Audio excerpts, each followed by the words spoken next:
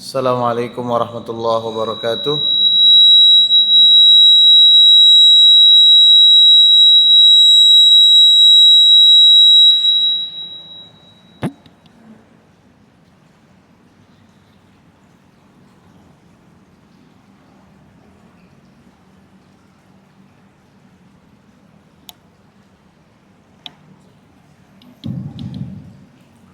Cek. Bismillah. Assalamualaikum warahmatullahi wabarakatuh. Allahumma 'allimna ma yanfa'una wanfa'na bima 'allamtana wa zidna 'ilman ya rabbal alamin. Allahumma inna nas'aluka 'ilman nafi'an wa rizqan thayyiban wa 'amalan mutaqabbala. Allahumma inna na'udzubika min 'ilmin la yanfa' wa min qalbin la yakhsha' wa min nafsin la tashba' wa min da'watin la yustajabu laha. Kita memohon kepada Allah Subhanahu wa taala agar diberikan ilmu yang bermanfaat, diberikan rezeki yang halal, dan diberikan amalan yang diterima. Begitu juga dijauhkan oleh Allah Subhanahu wa taala dari ilmu yang tidak bermanfaat, hati yang keras, dan juga doa-doa yang tidak terangkat kepada Allah Subhanahu wa taala.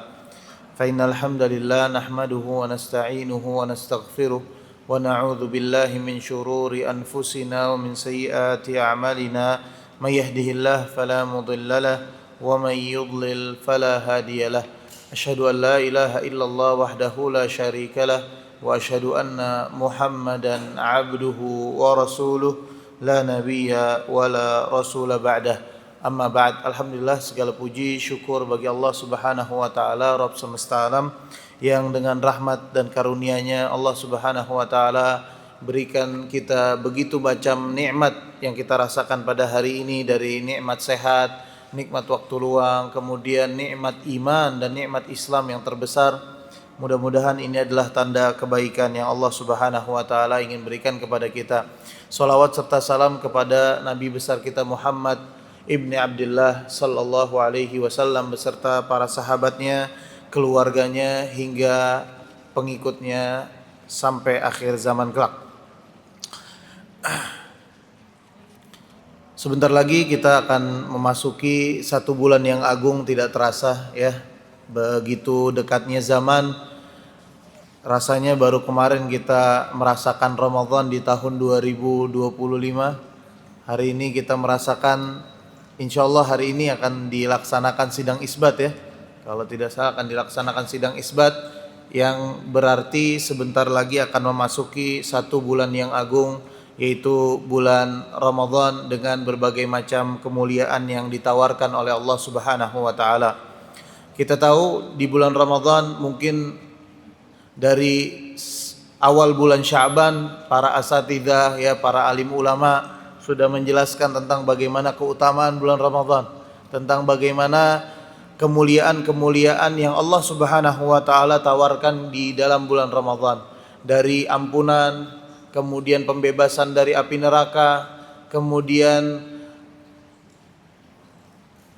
ampunan yang Allah Subhanahu wa taala berikan di dalam bulan Ramadan, yang setiap hari, bukan hanya 10 hari pertama atau 10 hari kedua atau 10 hari terakhir, namun setiap harinya Allah Subhanahu wa taala berikan ampunan demi ampunan. Ini menandakan bahwa bulan Ramadan adalah bulan di mana pahala dilipat gandakan dan dosa tidak dilipat gandakan. Namun berbuat dosa di bulan Ramadan tidak sama seperti berbuat dosa di bulan-bulan yang lain. Sehingga para ulama sepakat, semuanya para ulama menjelaskan bahwa di dalam bulan Ramadan pahala puasa itu dilipat gandakan, kamman wa kaifan, dalam segi kuantitasnya maupun segi kualitasnya. Jadi kuantitasnya di dalam bulan Ramadan itu dilipat gandakan, kemudian kualitasnya di bulan Ramadan pun dilipat gandakan. Ini selaras dengan apa yang Nabi SAW sampaikan di beberapa hadis yang sahih. Nabi SAW katakan, al-umratu fi Ramadan ta'dilu hajjata ma'i. Kata Nabi SAW, ibadah di bulan Ramadan, umrah di bulan Ramadan, layaknya haji bersamaku, kata Nabi. Ini menandakan keberkahan bulan Ramadan. Dari segi kualitas maupun segi kuantitas, Allah Subhanahu wa taala lipat gandakan pahala tersebut. Ini sesuai, meskipun tidak ada dalil yang menjelaskan secara khusus bahwa bulan Ramadan dilipat gandakan pahalanya beribu-ribu atau berjuta-juta, mungkin gak ada dalil secara khusus. Namun Allah Subhanahu wa taala secara umum mengatakan syahru Ramadan alladzi syahru Ramadan syahrun mubarak. Nabi SAW katakan syahru Ramadan syahrun mubarak. Yang namanya bulan Ramadan adalah bulan penuh berkah, dan tidak dikatakan suatu tempat itu berkah, suatu bulan itu berkah, apapun itu jika dapat predikat keberkahan, kecuali maknanya dua. Sifatnya banyak, kemudian menetap.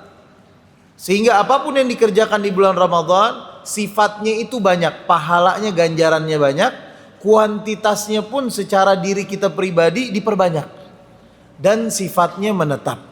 Makanya Nabi SAW katakan apa? Faman hurima khairuha faqad hurim. Orang-orang yang terhalang dari kebaikan bulan Ramadan, sungguh dia adalah orang-orang yang terhalang. Kenapa? Karena sejatinya kebaikan di bulan Ramadan itu menetap. Kalau orang itu mendapatkan taufik, kalau seseorang itu mendapatkan hidayah dari Allah Subhanahu wa taala. Belum lagi kita tahu kalau dari segi kualitas, Allah Subhanahu wa taala katakan dalam surat Al-Qadar, Lailatul Qadri khairum min alfi syahr. Ada satu momen di dalam bulan Ramadan yang itu dinamakan malam Lailatul Qadar, yang lebih baik daripada 1000 bulan. 1000 bulan kurang lebih berarti kalau kita konversikan ya 80 tahunan lah ya, 83 tahun kita bisa katakan. Sehingga orang yang ternyata dia bertepatan, dia beribadah di bulan Ramadan, dia bertepatan, dia ibadah di malam Lailatul Qadar, kemudian dia mendapatkan, menghidupkan malam Lailatul Qadar, maka seakan-akan dia mengerjakan ibadah sebanyak 83 tahun atau selama 83 tahun. Mungkin umur kita nggak sampai 83 tahun, tapi Allah dengan maha keadilannya, dengan maha bijaksananya, Allah maha tahu umatnya Muhammad nih umurnya nggak sampai ke situ sama kadang-kadang. Umat terdahulu umurnya panjang ratusan tahun, kesempatan beramalnya banyak.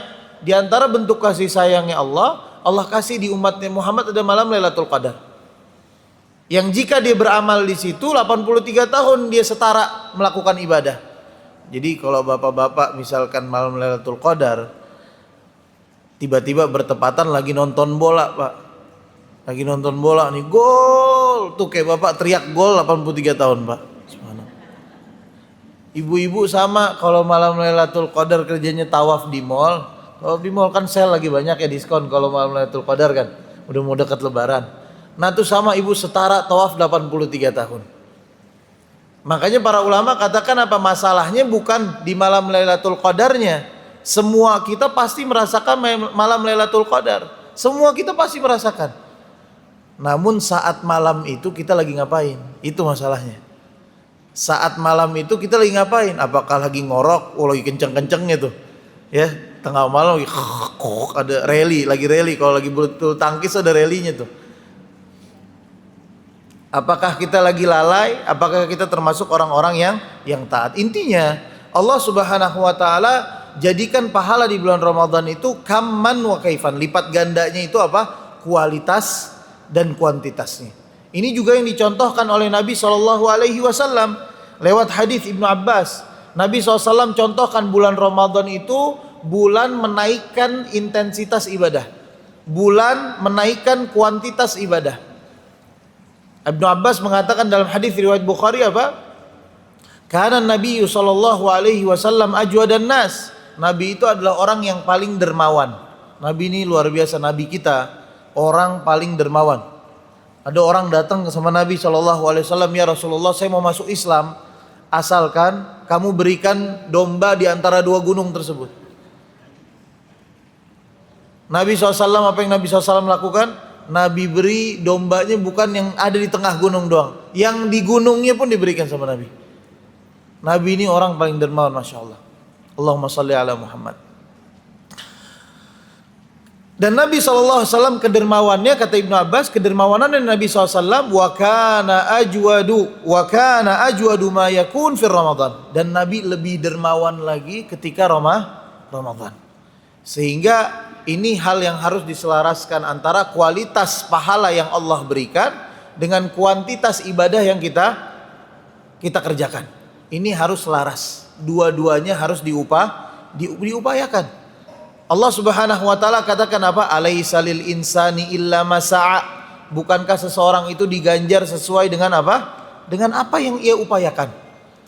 Makin kita capek di bulan Ramadan, makin kita menambah intensitas ibadah kita ketika bulan Ramadan, semakin itu juga Allah berikan taufik kita untuk senantiasa istiqamah di atas ibadah. Semakin banyak peluh yang kita keluarkan untuk ibadah, baca Quran sampai ngantuk-ngantuk, baca Quran sampai angguk-angguk. Sejauh itu juga Allah jadikan kecintaan hati kita kepada Al-Quran.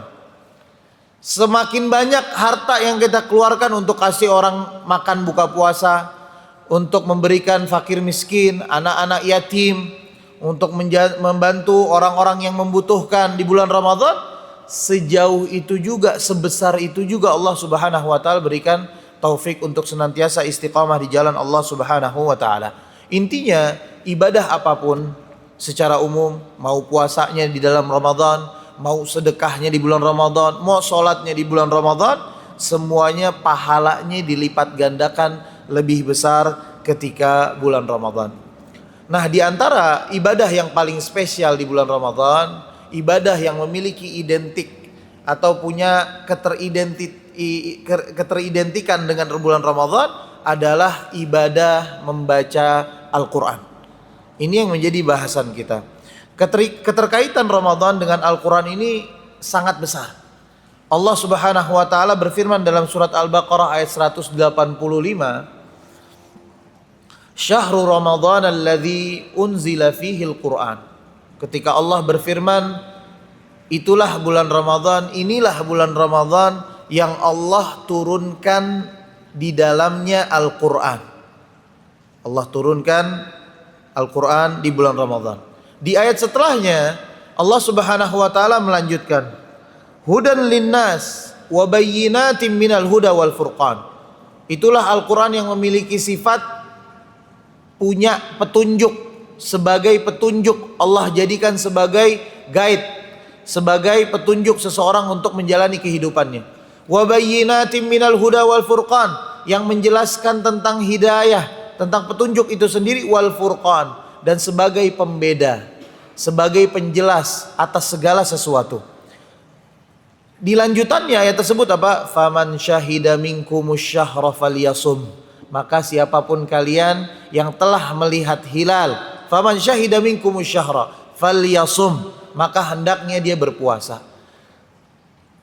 Di paragraf sebelumnya, di konteks sebelumnya, Allah Subhanahu wa taala katakan, inilah Ramadan, tempat turunnya Al-Quran. Setelah itu Allah Subhanahu wa taala katakan apa? Barang siapa yang melihat hilal, maka hendaknya berpuasa. Para ulama di antara Al-Imam Ibnu Katsir mengatakan penggabungan antara Ramadan dengan puasa di dalam satu ayat yang sama ini menandakan bahwa Ramadan memiliki keterkaitan yang sangat-sangat besar, yang sangat-sangat agung dengan yang namanya Al-Quran. Jadi gak bisa dipisahkan antara Ramadan dengan Al-Quran. Ibadah yang paling agung diantaranya di bulan Ramadan selain Qiyamul Lail, selain berpuasa itu sendiri, adalah dengan menghidupkan hari-hari kita dengan Al-Quran. Makanya konteks puasa di sini datang setelah konteks apa? Al-Quran diturunkan. Ini menandakan hubungan yang kuat antara Ramadan.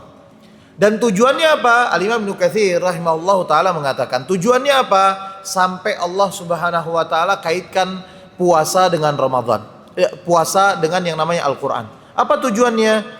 Al-Imam Ibnu Katsir mengatakan di antaranya ada 7 poin. Di antaranya adalah agar bisa menyiapkan diri untuk mentadabburi Al-Quran ketika puasa. Karena orang yang berpuasa ini cenderung lebih fokus. Orang yang berpuasa cenderung lebih fokus. Kenapa? Satu, dalam keadaan puasa setan-setan dibelenggu. Ini udah pasti setan-setan dibelenggu. Susah orang mau tidak fokus diganggu sama namanya setan tuh susah ketika siang hari bulan Ramadan. Karena kan setan-setan kan lagi holiday kan. Setan-setan lagi liburan nih. Ini bentar malam nih kalau sidang isbat ditentuin besok puasa. Nah malam itu mulai tuh setan pada ambil cuti. Jadi borgol-borgolin. Nah satu, kenapa? Karena setan-setan semua dibelenggu. Wasufidatis syayatin kata Nabi. Kemudian yang kedua apa? Aliran darah anak Adam gak disusupi sama setan itu sendiri. Karena Nabi SAW katakan apa? Inna syaitana yajri min ibni Adam majrad dam. Kata Nabi SAW apa? Sesungguhnya syaitan itu jalan di aliran darahnya anak Adam lewat aliran darah. Jadi syaitan itu jalan di badan kita itu lewat aliran darah. Makanya seseorang itu diingatkan untuk tidak memakan yang haram. Kenapa? Karena akan berefek kepada kehidupannya, akan berefek kepada sifatnya, akan berefek kepada sikapnya. Maka ada orang yang mengangkat tangan ketika di Arafah, ini di bulan di Arafah, kemudian apa, dia dalam keadaan lusuh, dalam keadaan capek, semua sebab-sebab doa ada sama dia, tapi Allah tidak kabulkan doanya. Kenapa? Karena di dalam dirinya ada makanan yang haram. Wa ghudhiya bil haram. Sehingga setan masuk di situ, merubah sikapnya, merubah tindak tanduknya, merubah keputusannya dalam berpikir. Namun di puasa itu semua tidak didapatkan. Ternyata aliran darah itu bersih. Bahkan seseorang itu menahan dirinya untuk memakan yang halal. Kan puasa kita suruh nahan diri untuk apa? Menahan diri diantaranya memakan makanan yang sebenarnya halal buat kita. Pisang goreng jam 2 siang halal nggak sebenarnya? Halal. Ya, es teh manis jam 3 sore halal nggak sebenarnya? Kalau bulan Ramadan jam 3 sore es teh manis gimana? Haram. Meskipun enak dilihatnya jam 3 sore itu udah keringetan gelasnya, Masya Allah ya. Es doger ya jam 12 siang halal nggak kalau hari biasa? Halal. Cuman di Ramadan jadi haram. Bahkan yang halal pun Allah haramkan untuk menguji iman seseorang. Sampai semua pintu itu tertutup. Makanya Nabi SAW katakan apa? As-saumu junnah. Yang namanya puasa itu perisai.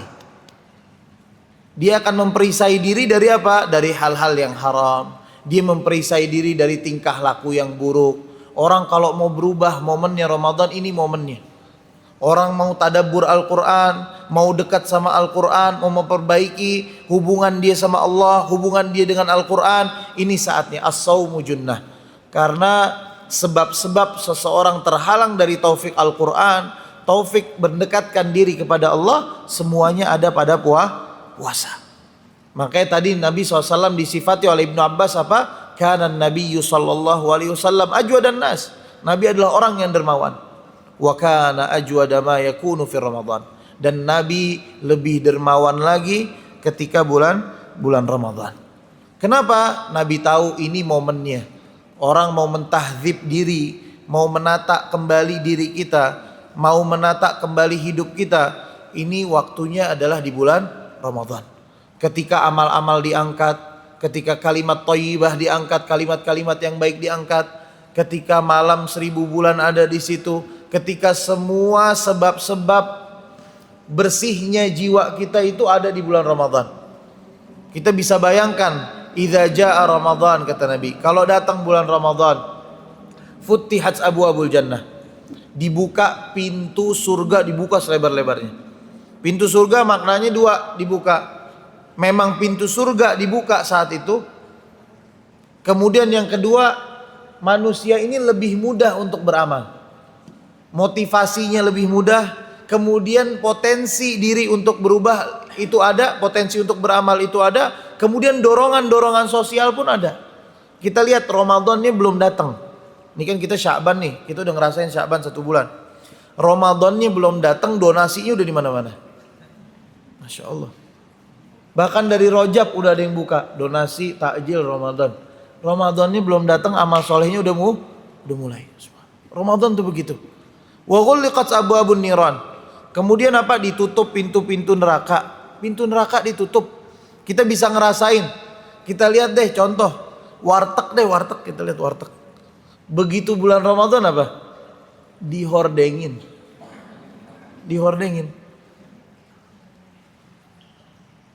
Pintu neraka ditutup, betul pintu neraka ditutup. Orang mau makan aja ngumpet-ngumpet, Masya Allah.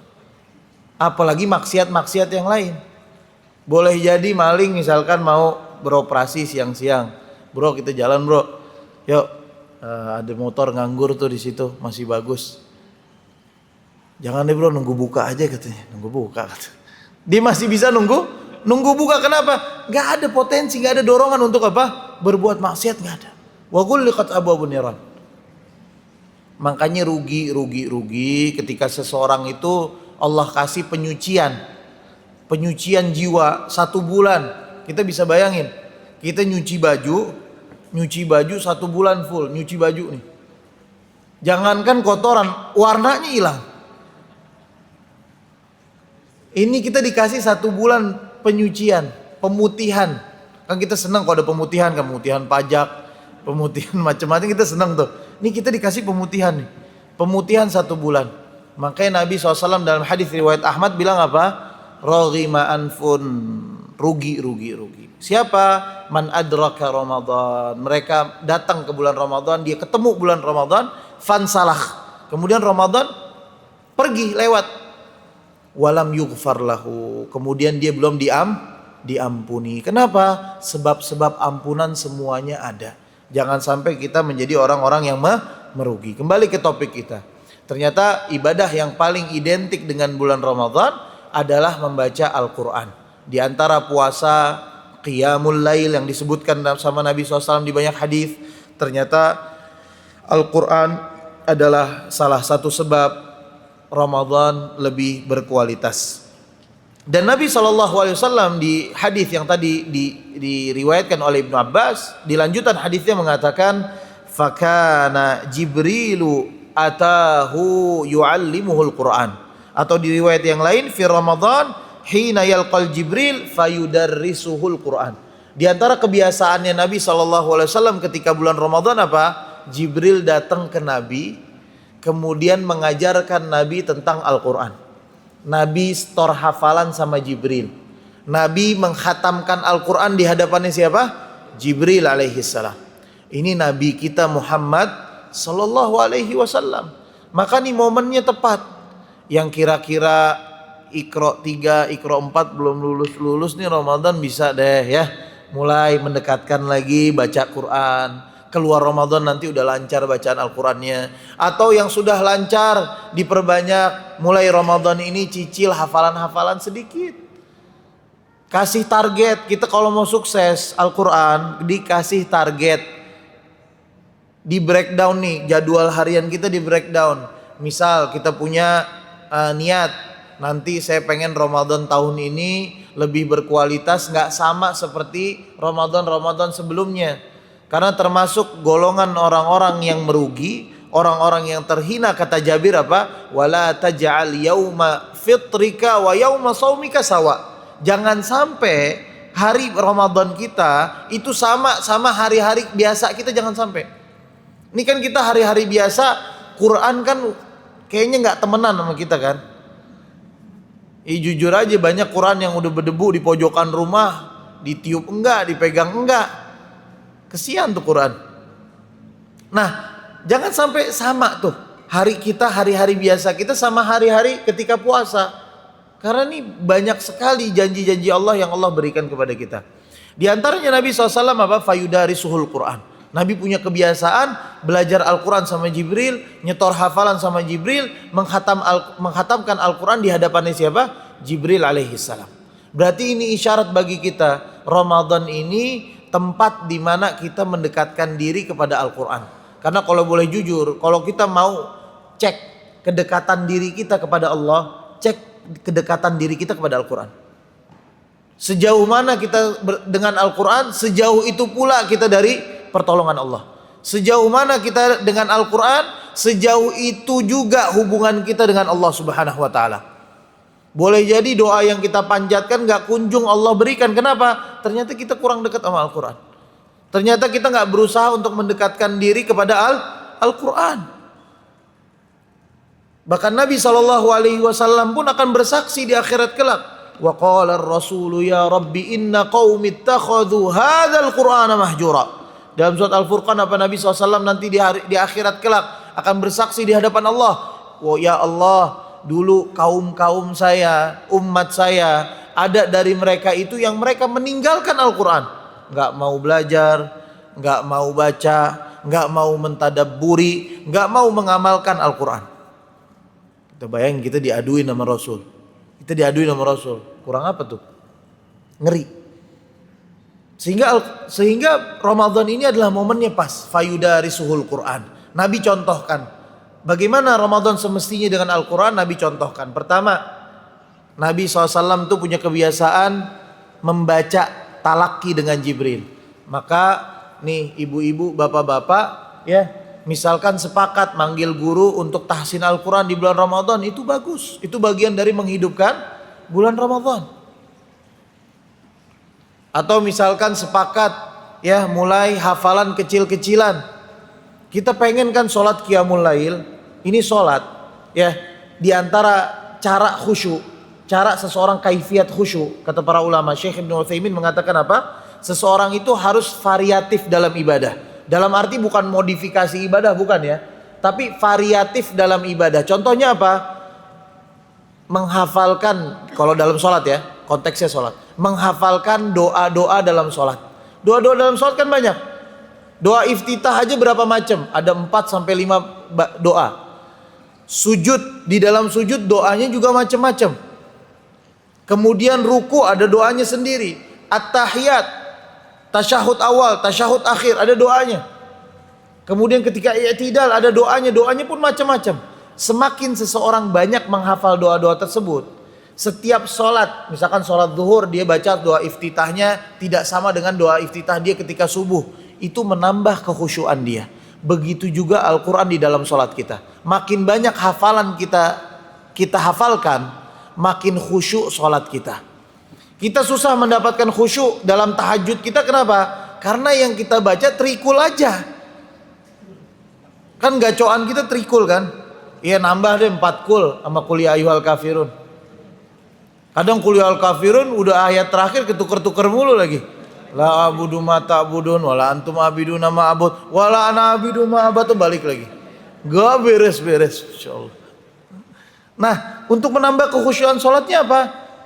Perbanyak hafalan. Kita kan enak Masya Allah sholat tengah malam bulan Ramadan, qiyamul lail. Ya qiyamul lail kita baca Alif Lam Mim Dzalikal kitabu la raiba fi hudal lil muttaqin. Enak kita baca, oh ayatnya beda, kita sambil tadabbur, kan enak. Cuman kalau yang kita baca Bismillahirrahmanirrahim, kita baca lagi Qul huwallahu ahad, di kuping kan ya ini lagi nih katanya. Nah, maka Nabi SAW berikan contoh fayudarisuhul Quran. Nabi itu diantara kebiasaannya tadi apa? Belajar Al-Quran. Kemudian membaca Al-Quran. Murajaah hafalannya Nabi SAW. Kemudian mentalkinkan bacaannya Nabi SAW. Sehingga 3 unsur. Pertama baca, memperbanyak baca.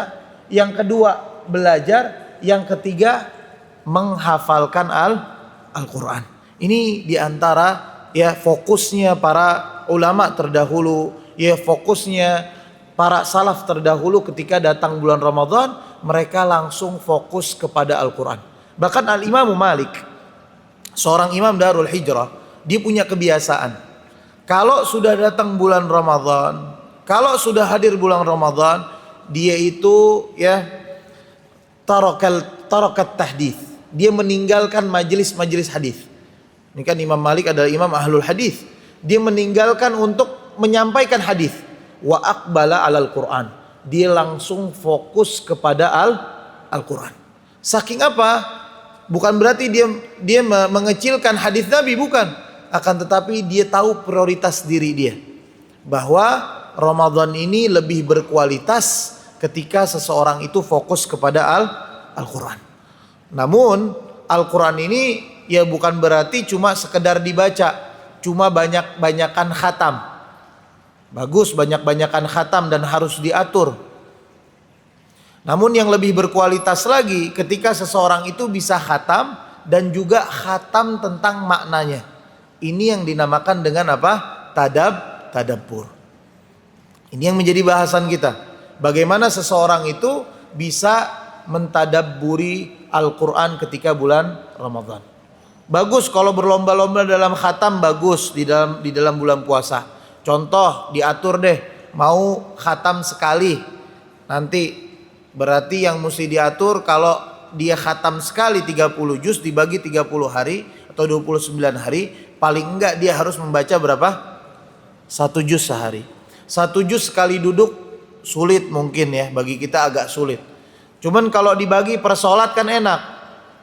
Sholat subuh, setelah sholat subuh 4 lembar, 2 lembar dengan 4 halaman ya berarti ya. 2 lembar dengan 4 halaman.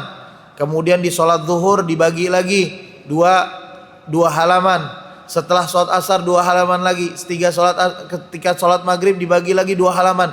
Ini akan lebih mudah. Yang mau 2 juz berarti ditambah. Yang mau 3 juz berarti tinggal ditambah. Tinggal bagaimana kita mengaturnya. Namun yang lebih baik adalah ketika seseorang itu khatam, kemudian khatam dengan maknanya juga. Ini yang bagus. Nah coba nih, puasa tahun ini jangan sekedar baca aja tapi bareng tadabbur. 1 kali khatam Al-Quran, 1 kali khatam baca maknanya. Ini akan lebih menata diri kita.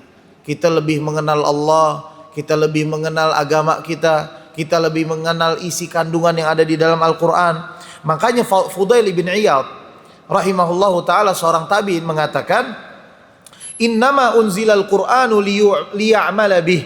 Al-Quran itu esensinya, substansinya diturunkan itu untuk apa? Liya'mala bihi, untuk diamalkan. Dan sarana pintu untuk mengamalkan itu dengan apa? Dengan tadabbur. Kalau sekedar baca dong semua orang bisa. Namun golongan orang-orang yang beramal dengan Al-Quran, yang menghiasi diri dengan Al-Quran ini jarang. Ini baru orang yang mengikuti Nabi. Karena Aisyah radhiyallahu ta'ala suatu ketika pernah ditanya, su'ilat Aisyah radhiyallahu ta'ala anin Nabi SAW, an akhlaqin Nabi, tentang akhlaknya Nabi. Karena ada seorang tabi'in datang kepada Aisyah, karena dia nggak ketemu dengan Nabi, dia kepo, Nabi akhlaknya itu bagaimana sih? Maka Aisyah radhiyallahu ta'ala mengatakan, kana khuluquhul Qur'an. Akhlaknya Nabi itu layaknya Al-Quran. Dan pintu untuk mencapai akhlak budi pekerti seperti Al-Quran itu apa? Tadabbur. Kalau sekedar baca itu hanya menambah pahala. Kita dapat memang akumulasi pahala terus jalan.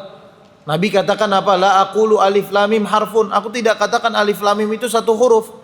Tapi alif 1 huruf, lam 1 huruf, mim 1 huruf. Dan setiap huruf itu 1 kebaikan. Setiap 1 kebaikan itu digandakan 10 kebaikan.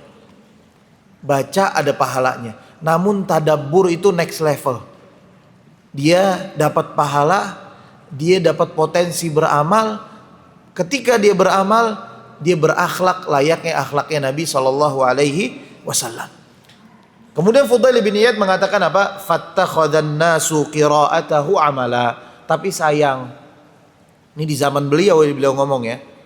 Tapi sayang manusia hari ini lebih fokus terhadap yang namanya membaca daripada beramal. Banyak yang lebih fokus menghafal daripada beramal dengan Quran itu sendiri. Banyak yang fokus lebih memperbagus, memperindah suara daripada beramal. Ini kan bulan Ramadan, ajang-ajang Al-Quran kan banyak.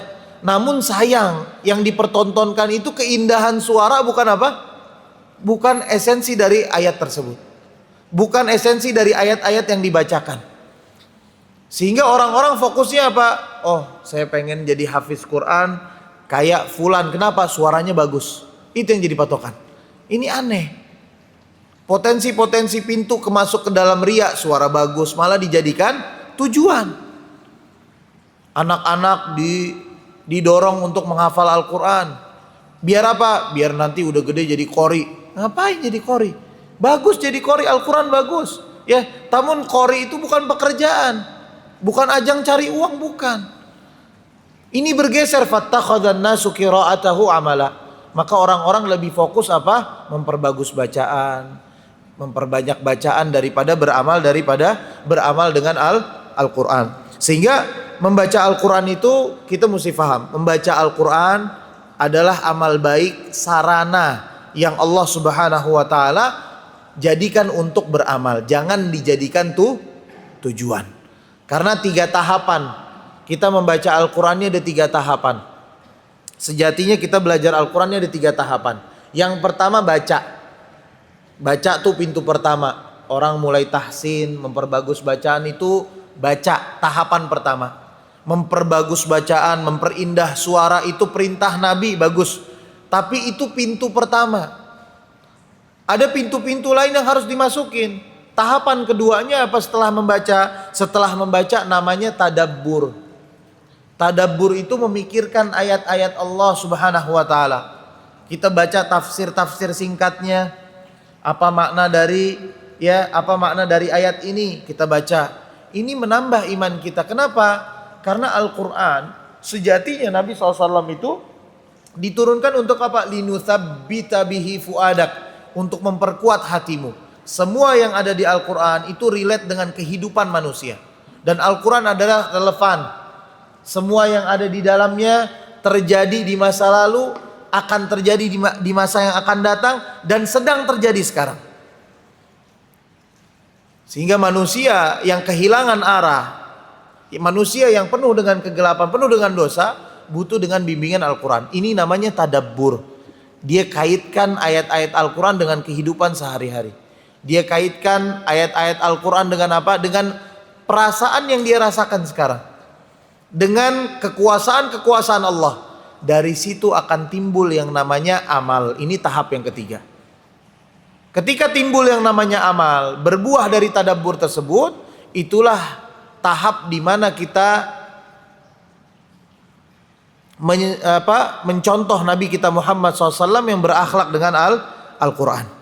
Sehingga membatasi diri dengan membaca itu suatu hal yang keliru. Jangan kita membatasi diri kita hanya dengan membaca. Namun di Ramadan ini jadikan ajang atau sarana yang Allah Subhanahu wa taala berikan, begitu macam kebaikan yang Allah Subhanahu wa taala janjikan untuk kita bisa menghias diri kita dengan kemuliaan Al-Quran.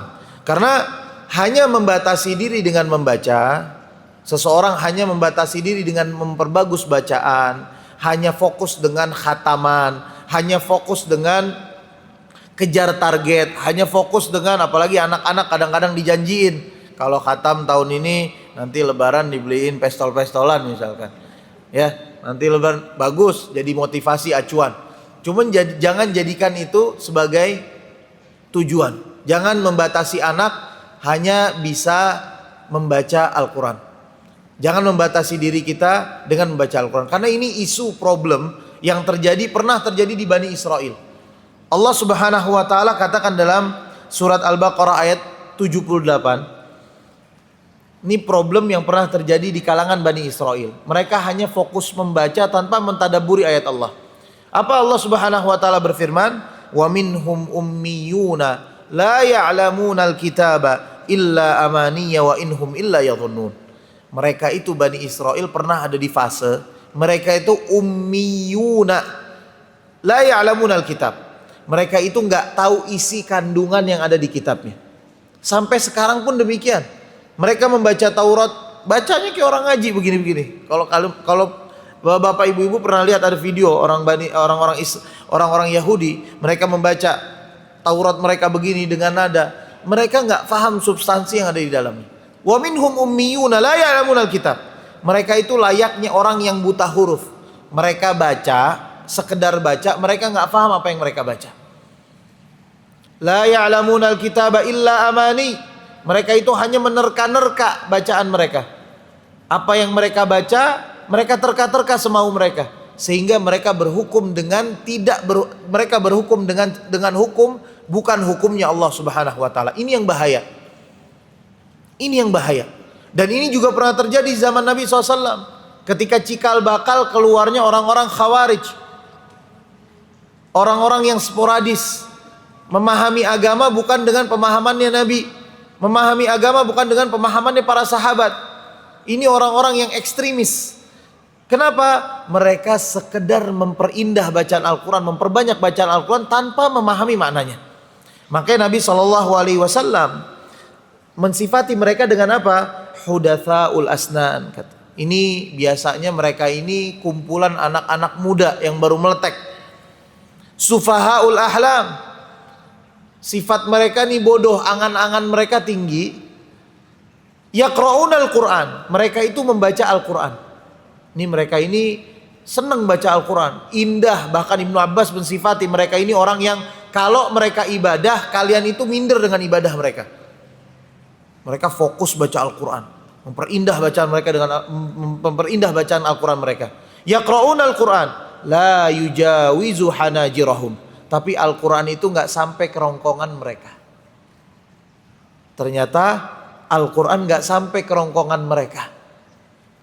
Apalagi sampai hati, sampai kerongkongan aja enggak, ternyata cuma di lisan. Kenapa? Mereka tidak mentadabburi ayat-ayat Allah Subhanahu wa taala. Mereka hanya fokus bagaimana Al-Quran sebagai perhiasan diri mereka saja.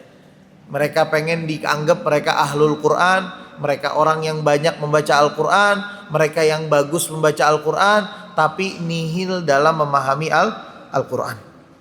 Makanya di antara talbis iblis, di antara perangkapnya iblis, Ibnu Jauzi rahimahullahu taala mengatakan dalam kitabnya Talbis Iblis adalah seseorang atau orang-orang yang berlebihan dalam mempelajari ilmu-ilmu bacaan Al-Quran atau tajwid. Jadi tajwid itu dipelajari tujuannya adalah agar seseorang itu membaca dengan tartil. Ketika sudah sampai tujuannya, dia sudah bisa membaca Al-Quran, maka jangan sampai seseorang itu berlebihan, menghabiskan umurnya untuk belajar tajwid, untuk dapat sanad ini, dapat sanad itu bagus, Masya Allah, itu sangat bagus sekali. Dicontohkan oleh para salaf, itu sangat bagus sekali.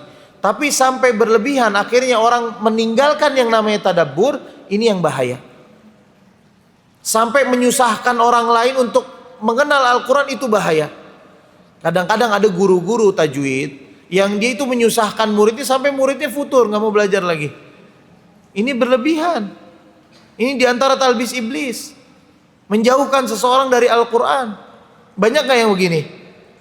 Huruf to diulang-ulang hampir lama, to hampir 3 pertemuan to doang. Ain. Ya kita kurang lebih, kita bukan orang Arab, bukan lahir di Arab. Ya lisannya bukan lisan Arab.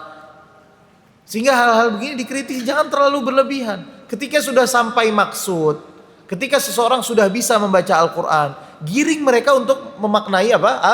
Al-Quran. Latihan terus bagus, dipertajam terus bagus. Cuman ada tujuan lain yang Allah Subhanahu wa taala inginkan, sehingga jadikan belajar tajwid itu sarana untuk tadabbur. Itu maksudnya seperti itu. Kita baca Quran enak biar apa? Biar bisa berlama-lama untuk membaca Al-Quran. Kan gak enak kalau baca Al-Quran kita masih gak lancar bacanya, kan gak enak. Baru sepotong 2-3 ayat udah gak enak, capek. Kalau kita lancar, Masya Allah lancar. Kalau lancar kan enak, nikmat. Kita makin lama makin nikmat. Berdua-duaan sama Allah, sholat tengah malam enak. Kalau bacanya lancar. Apalagi kalau kita paham bahasa Arab. Kita baca Al-Quran sambil paham bahasa Arab. Makanya orang-orang terdahulu bisa khatam seperti Imam Syafi'i. Karena orang-orang bilang kan Imam Syafi'i kalau bulan Ramadan khatam 60 kali. 60 kali bulan Ramadan. Jangan disamain kayak kita, jangan samain ini Imam Syafi'i ya. 60 tuh dia hafal dia paham tafsirnya, dia paham bahasa Arab. Sehingga untuk mencapai 60 kali khatam itu suatu hal yang mungkin. Bisa dilihat deh di YouTube nih, gak usah jauh-jauh Imam Syafi'i, di YouTube. Kalau ada, kita dulu di pesantren itu biasa ada setoran tasmi Al-Quran 30 juz. Yang setoran, biasanya yang setoran 30 juz ini duduk dari subuh sampai waktu asar selesai. Atau kalau yang bacanya cepet, dia baca dengan qiraah hadar, biasanya ba'da zuhur udah selesai. Sekitar 8 sampai 10 jam. Kalau dia baca lancar, itu bisa orang khatam Quran dalam 10 jam. Sehari ada berapa? 24 jam. Berarti bisa seseorang khatam 2 kali dalam sehari. Imam Syafi'i 60 kali, berarti suatu hal yang mungkin. Kenapa? 1, dia paham bahasa Arab. 2, ketika dia baca, dia sudah paham tafsirnya. Apa yang dia baca dia udah tahu. Kalau kita mungkin gak bisa sebanyak itu, maka kita apa? Pasang target. Sekarang nih kita baca, jangan cuma baca nih, jangan sekedar baca. Baca tafsirnya, sebelum tidur baca dulu tafsirnya 1 juz. Kalau bahasa Indonesia kan cepet. Kita kadang-kadang baca novel sehari habis kok. Ya kan? Baca novel sehari habis, baca koran sekali duduk kan bisa. Kalau bahasa sendiri kan gampang. Al-Quran berarti bisa, bukan enggak. Nah ini yang mau digiring. Metode-metode sahabat ini yang mau digiring sama kita.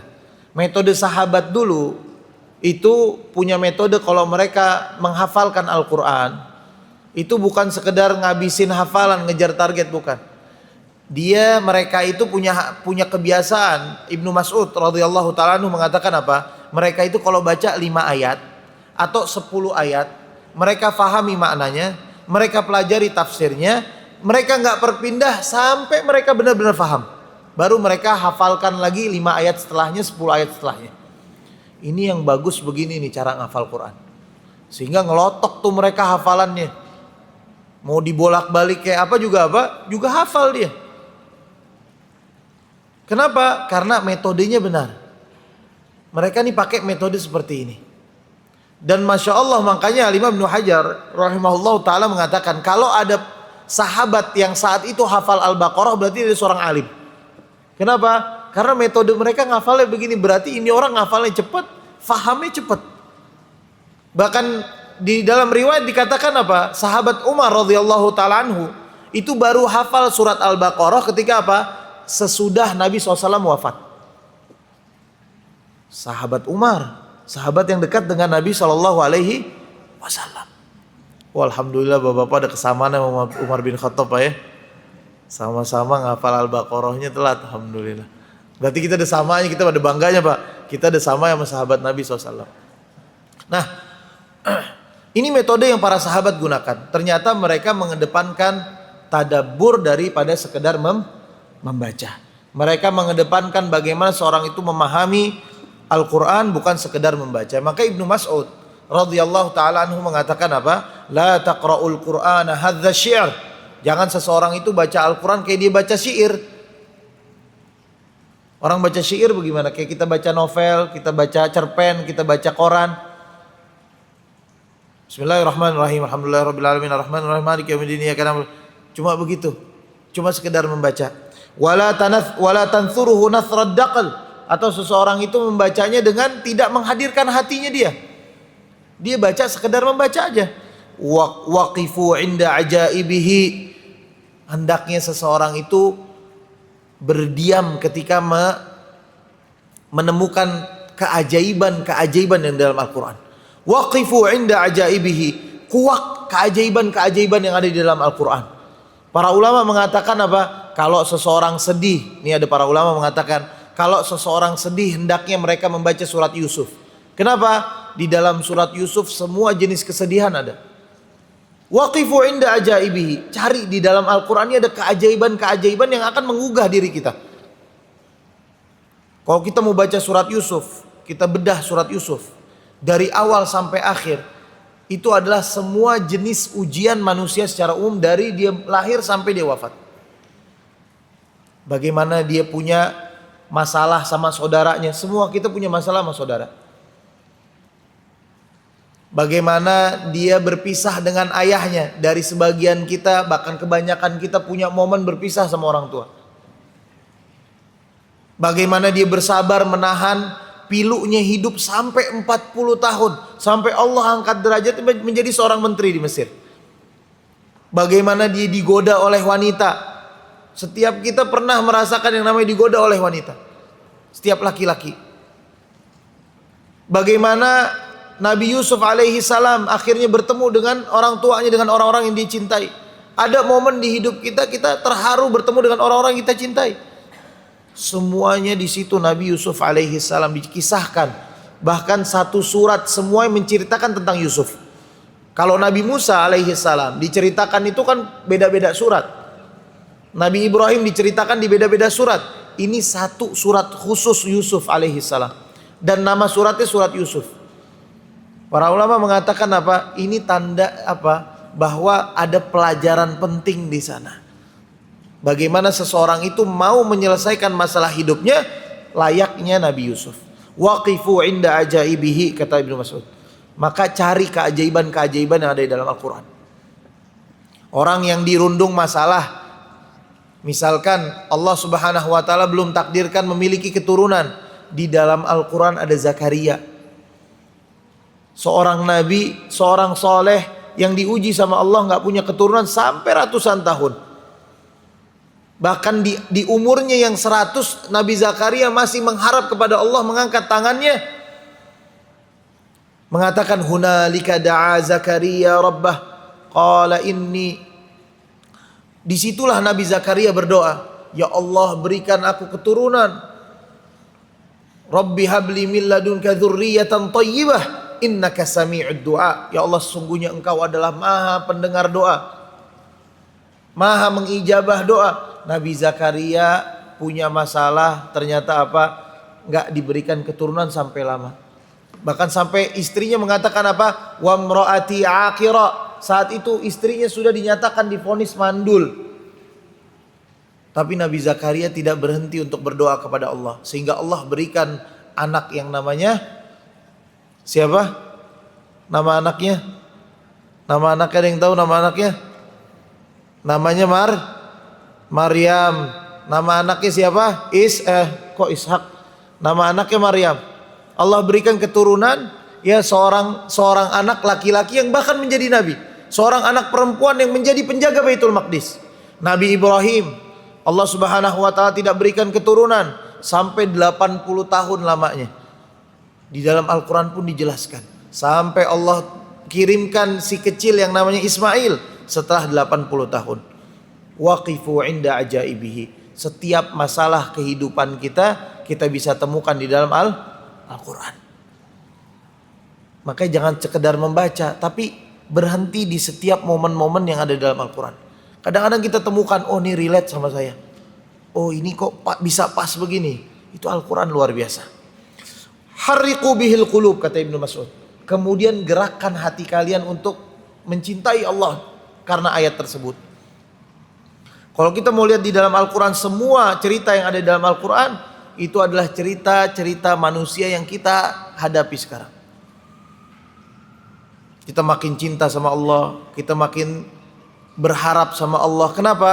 Kita menggandengkan Al-Quran dengan kehidupan kita. Wala yakun hammu ahadikum akhiris surah. Nah ini pesan pentingnya.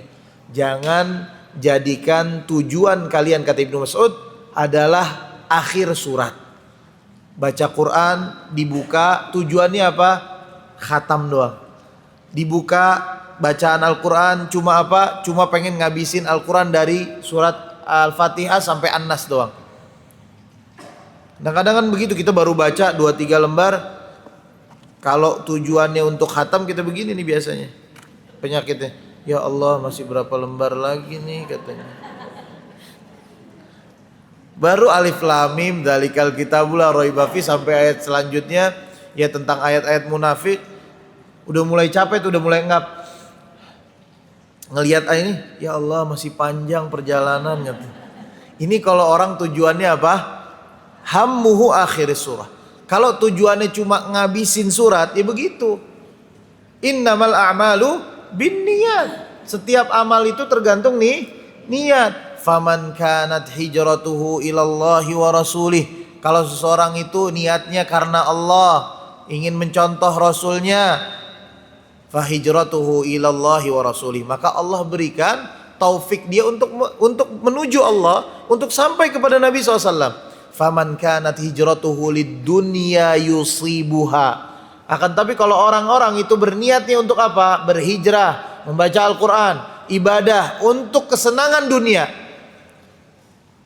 untuk ngejar target hafalannya, untuk ngejar target bacaannya, untuk nanti ditaruh di grup setoran. Alhamdulillah ibu-ibu, saya udah masuk juz 3. Kalau buat begitu, fahijratuhu ila ma hajara ilaih, maka dia dapat hanya kesenangan dunia tersebut.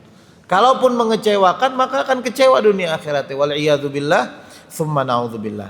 Maka bahkan Nabi SAW pun mencontohkan hal ini, apa yang dikatakan Ibnu Mas'ud. Nabi SAW itu senantiasa berdiam ketika mendapatkan momen-momen ayat yang relate dengan Nabi SAW. Atau Nabi SAW itu seringkali menemui ayat-ayat tentang azab, kemudian Nabi berdiam dan Nabi beristighfar. Nabi menemui ayat-ayat tentang surga, Nabi SAW berdiam diri, kemudian Nabi SAW meminta surga tersebut. Ini boleh kita praktekkan nih di dalam sholat sunnah kita. Ketika kita sholat tahajud malam nih, qiyamul lail, kemudian kita lewat ayatnya itu ada tasbihnya, ada pemujaan kepada Allah, maka bertasbih, diam dulu, subhanallah, subhanallah, subhanallah. Ketemu ayat surga, nikmat, seneng kan kita ketemu ayat surga, kita ngebayangin surga, berdiam diri dulu. Kita minta sama Allah, Allahumma inni as'alukal jannah, Allahumma inni as'alukal jannah, Allahumma inni as'alukal jannah. Boleh seperti itu, tapi di sholat sunnah ya, bukan di sholat wajib.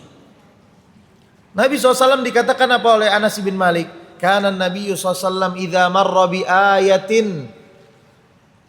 adzabin istaghfar. Nabi kalau lewat ayat tentang azab, Nabi beristighfar. Astaghfirullahaladzim, astaghfirullahaladzim, astaghfirullah.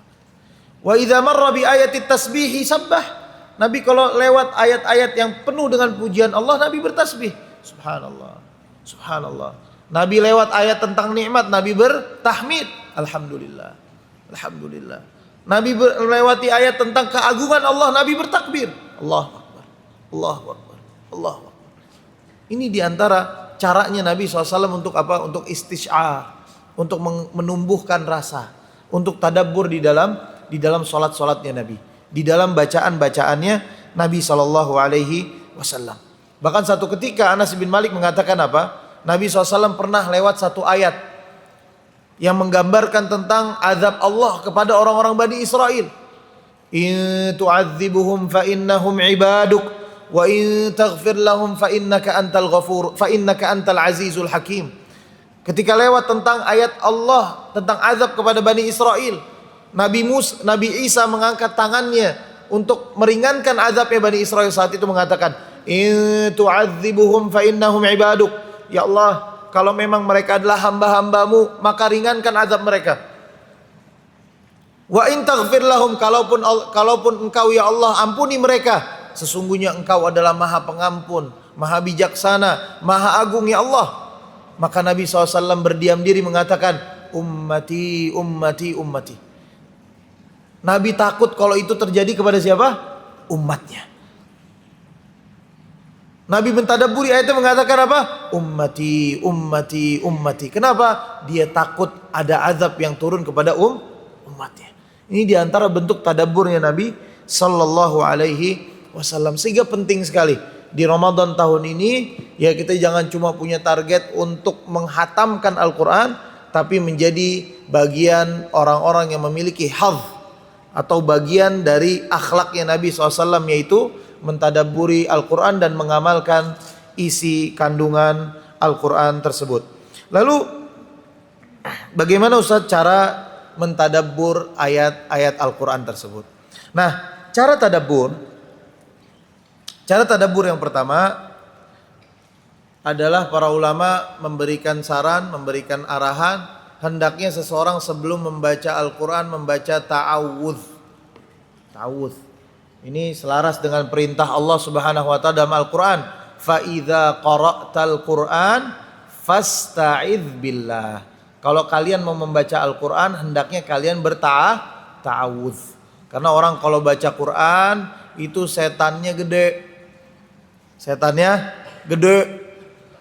Setan paling gak demen kalau ada orang membaca Al-Quran, karena bimbingan. Al-Quran ini kan kitab bimbingan. Dia gak seneng kalau orang terbimbing, gak seneng. Setan paling gak seneng kita terbimbing. Makanya kalau lagi baca Al-Quran diapain? Diganggu. Maka bacalah Al-Quran sebelum membacanya dengan ta'awudz. Dan membaca ta'awudz ini kalau kita, ya, ini diantara fikihnya nih, diantara fikih membaca Al-Quran. Kalau kita sudah lama tidak membaca Al-Quran, maka mulailah membacanya dengan bismillah. Jadi mulai dengan ta'awudz, kemudian mulai dengan bismillah. Oke? Itu Al-Imam Nawawi ia jelaskan di dalam kitabnya Adab Hamalatil Quran, ya, antara adab-adab ya seseorang yang menghafal Al-Quran. Di antara adabnya apa? Di antara fikihnya, kalau kita baru sudah lama tidak membaca Al-Quran, maka mulai membaca Al-Quran dengan bismillah. Bismillahirrahmanirrahim. Setelah membaca ta'awudz, kan kita membaca a'udzubillahi minasyaitonirrajim, bismillahirrahmanirrahim, alhamdulillahirabbil alamin, arrahmanirrahim. Kita baca seperti itu. Kalau seseorang itu baru membaca, jadi dia baru baca kemudian keputus karena pekerjaan ataupun karena aktivitas apapun itu, dia mau membaca lagi tapi jaraknya masih dekat, atau dia sudah beberapa kali membaca sebelumnya, maka tidak perlu memulai dengan bismillah, cukup memulai dengan ta'awudz. Atau ketika seseorang memulai dari tengah surat, dari apa? Tengah surat, maka mulainya dengan ta'awudz, tidak usah membaca bismillah. Sebab bismillah itu dimulai ketika awal surat ataupun ketika seseorang sudah lama tidak membaca Al-Quran.